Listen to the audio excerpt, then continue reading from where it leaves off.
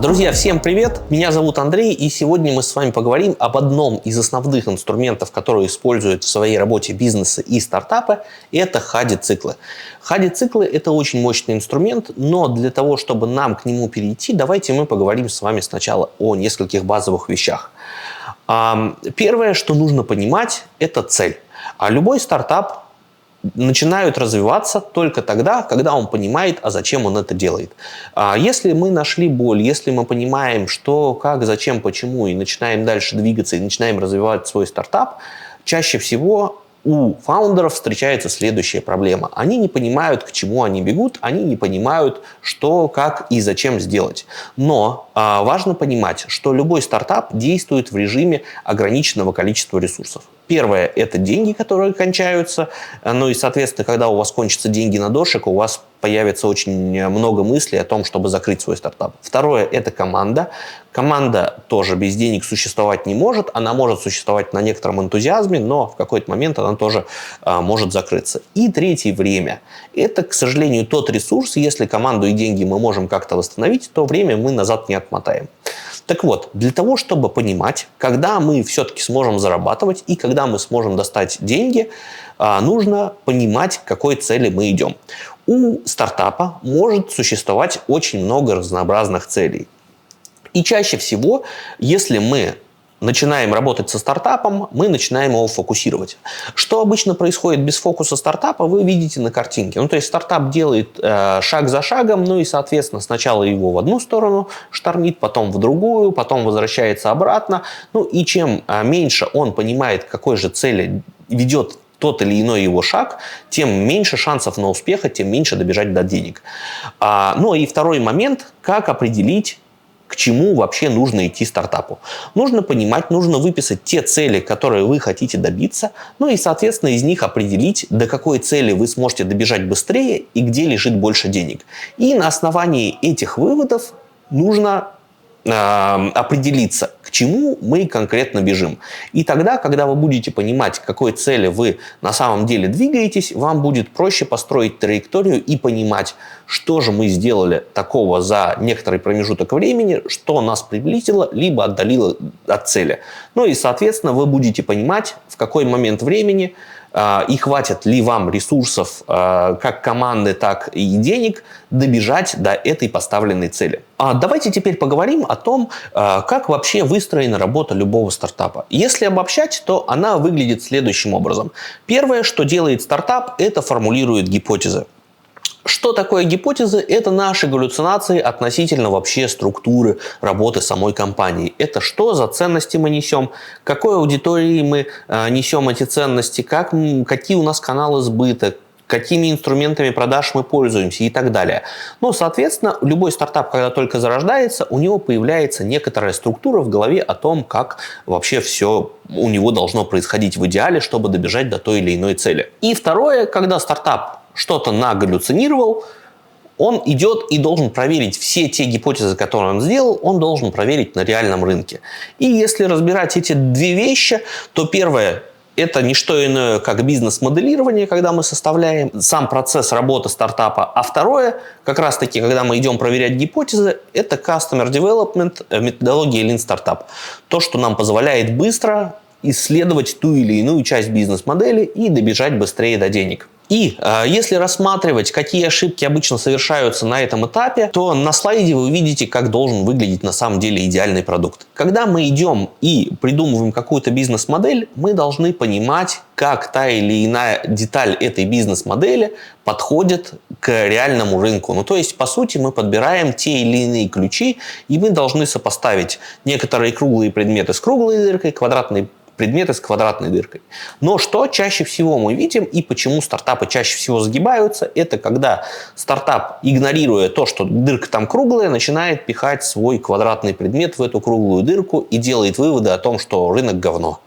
Ну и, соответственно, принимает решение о том, что стартап закрыть, либо изменить сам стартап, не думая о том, чтобы спросить, а что же такое на самом деле нужно, и понять, что дырка на самом деле круглая, и все-таки попасть в этот нужный ему рынок. Ну и очень важная цитатка, когда мы работаем с любым проектом, очень важно понимать, вы эту цитатку сейчас можете видеть на экране, нужно понимать, что на самом деле то, что мысли, которые у нас зарождаются, и то, что мы на самом деле говорим, слышим, либо транслируем другому человеку, трансформируется около 10 раз. Ну и, соответственно, нам надо выяснить, что же в итоге хочет тот или иной человек, чтобы правильно донести до него ту ценность, которую генерит ваш продукт. А теперь вернемся немножко к тому, что же такое гипотеза и что же за инструмент такой Хади-цикл. Поговорим сначала о том, что такое гипотеза.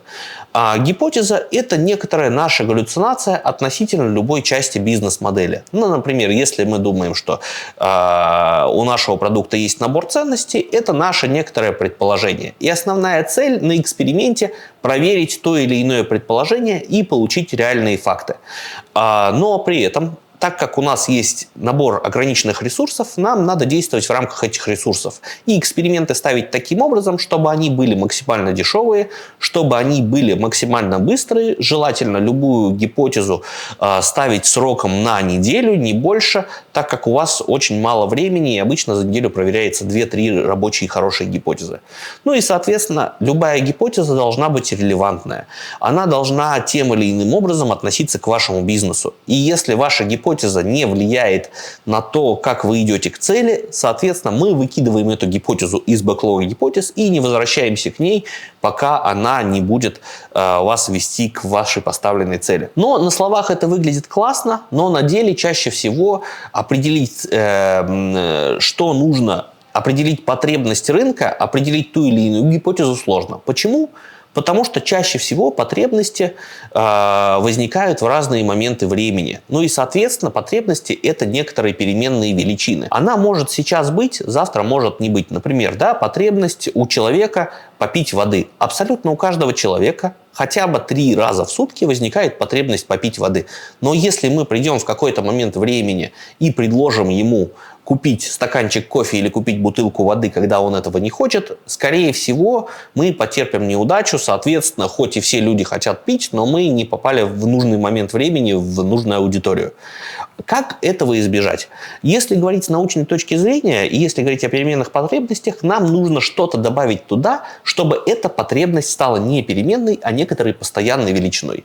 Чтобы это сделать, мы должны добавить некоторую ситуацию. И добавляя ситуацию, добавляя некоторый контекст к нашему предположению, мы создаем наблюдаемую ситуацию, которую можем померить, с которой мы можем прийти в тот или иной момент времени к нашей аудитории. Например, давайте разберем один из придуманных примеров. Допустим, сейчас существует единственный способ добраться из аэропорта в город – это автобус. И мы хотим сделать сервис такси, который позволяет нашим потенциальным клиентам приехать из аэропорта в город. Вот такой достаточно простой, банальный сервис. Если мы пойдем и будем тестировать эту потребность на всех людей в аэропорту, скорее всего, мы получим только 30% конверсии и скажем, что, гипотеза какая-то не очень, людям неинтересно ездить, слишком мало людей ездит из аэропорта в город. Но мы здесь совершили одну из классических ошибок, когда мы не добавили контекст в нашу гипотезу. Соответственно, если разбирать, что же люди хотят сделать, которые находятся в аэропорту, можно выделить несколько сегментов. Это либо добраться до города, либо поесть, либо дождаться рейса. Соответственно, мы можем уже некоторым образом локально поделить аэропорт на несколько зон. Если пассажир в зале вылета, то он либо хочет добраться до города, либо поесть. Если пассажир в зале прилета, соответственно, он хочет либо поесть, либо дождаться рейса.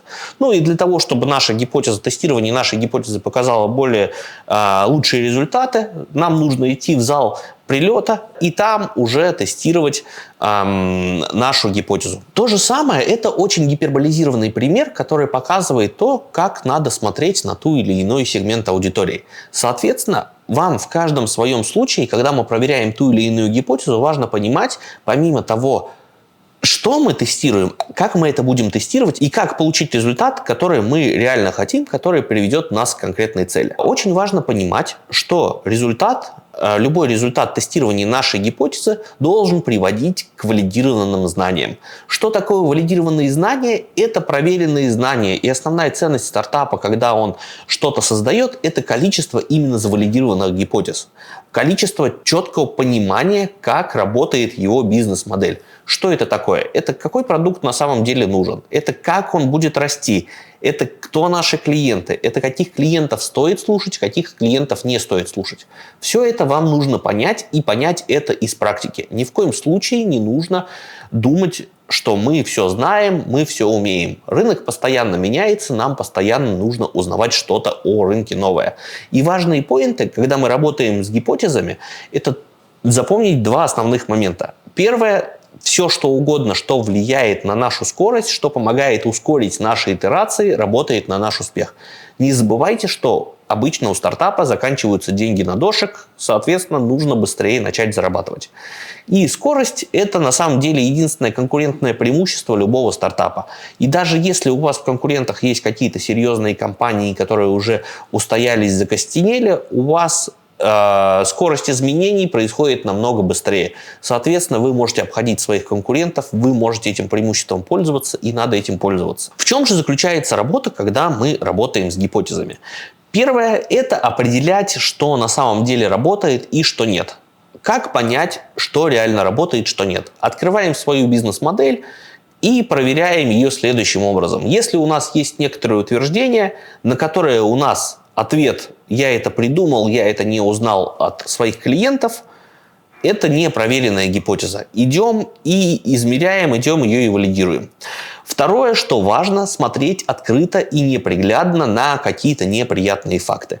Если у вас не сходится гипотеза, и там, допустим, вы составили гипотезу, мы хотим залить $100 на таргет, и с этих $100 хотим привлечь 50 клиентов. Привлекли 45 клиентов. Отвечаем себе четко, гипотеза не подтвердилась. Нужно ее либо менять, анализировать, что пошло не так, как сделать так, чтобы те метрики, которые мы задумали, пришли к идеальным метрикам. Ну и, соответственно, третье правило – это любая гипотеза, которую вы себе ставите, должна вести к идеальной вашей бизнес-модели, которую вы нагенерили, которую вы придумали.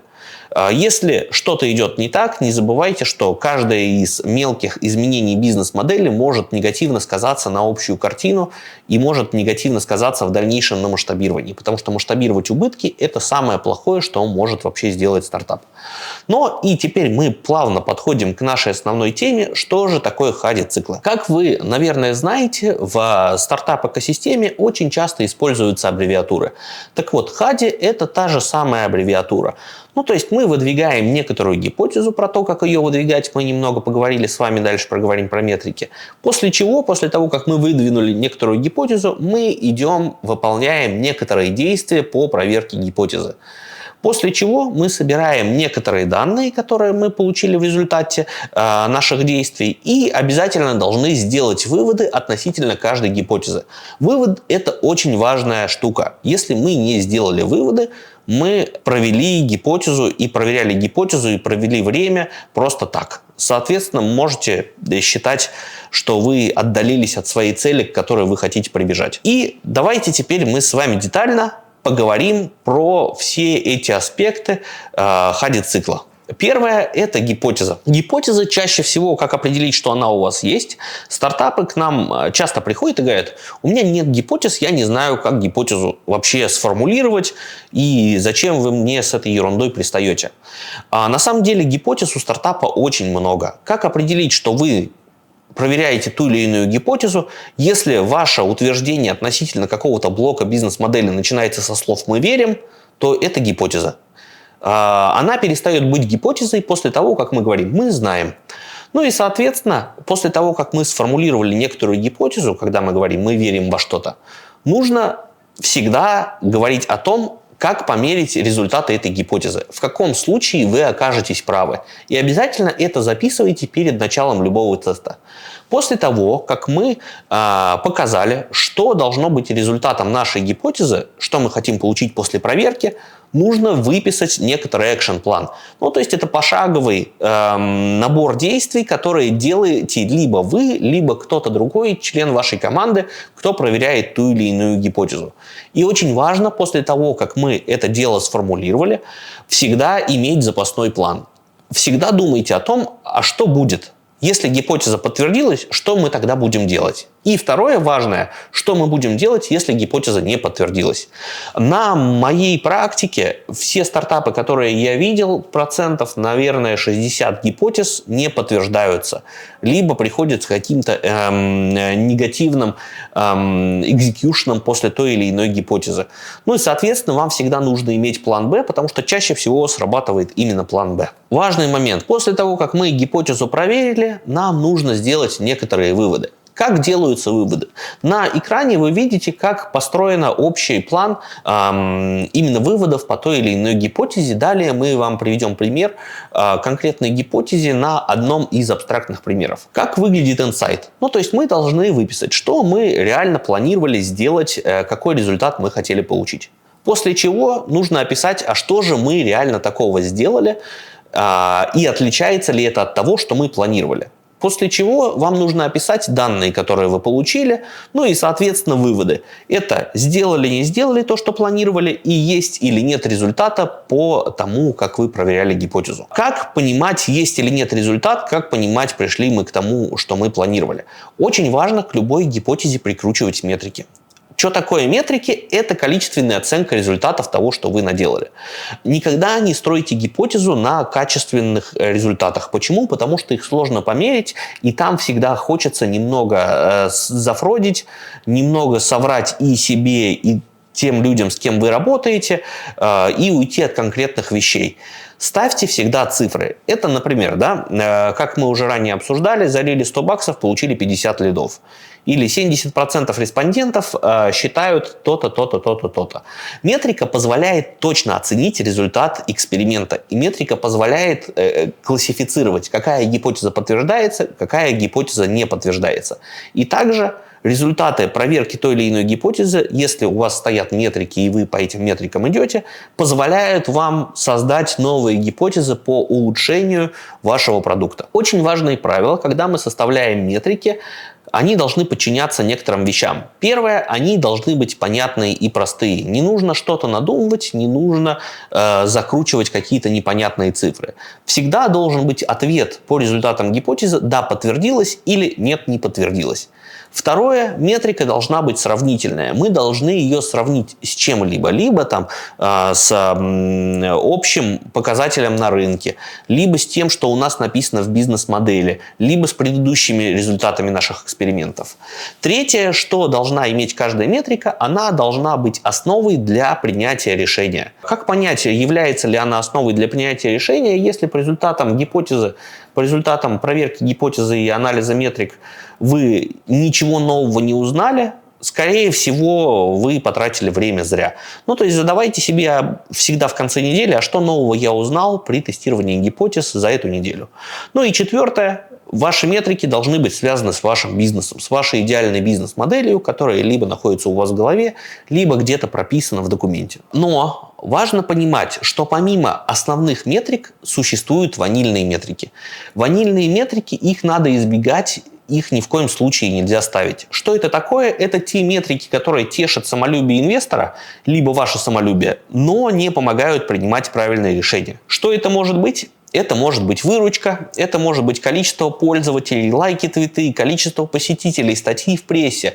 Ну, то есть всегда задавайте себе вопрос, а как это влияет на достижение мной цели, которую я поставил? Если ответ на вопрос никак, выкидывайте эту гипотезу, потратите зря время. И если возьмете нормальную рабочую гипотезу, вы быстрее прибежите к своей цели. Ну и, как я и обещал, давайте рассмотрим примеры одних из рабочих гипотез, которые были обезличены, но мы с вами можем прочитать. Ну, например, мы верим, что если сделаем лендинг, то получим новых клиентов. Мы окажемся правы, если получим 20 целевых клиентов за неделю. И выписываем, что же мы для этого сделать должны. Например, соберет лендинг на тильде, тот-то человек, запустит рекламную кампанию тот-то человек. И, как я и говорил, обязательно делаем предсказание. Если гипотеза подтвердится, то продолжим наливать трафик в Facebook. Если же гипотеза не подтвердится, делаем 50 звонков наших клиентов, чтобы протестировать оффер. Вот это один из примеров правильного построения гипотез. Вам в начале недели чаще всего нужно выстраивать 2-3 гипотезы, которые вы хотите проверить именно в таком формате. Ну и в конце недели рекомендовано либо в пятницу, либо в субботу садимся и анализируем. Пример проведения гипотез также представлен на слайде. Давайте его немного разберем. Ну, например, да, мы планировали 5 оплат по $100. Ну и дальше вы можете, в принципе, прочитать на слайде, что мы реально сделали, сходится ли это с тем, что мы планировали сделать и что в итоге получили. И тут очень важно. Выводы, которые мы делаем. Задавайте себе всегда вопрос, что мы делали не так. Если вы сможете отвечать на этот вопрос и сможете по результатам этого вопроса генерить новые гипотезы, то с большей долей вероятности вас в ближайшее время ждет успех. Вы либо добежите до денег, либо сделаете нормальный классный бизнес, либо сэкономите себе кучу времени и быстро примете решение о том, чтобы закрыть продукт.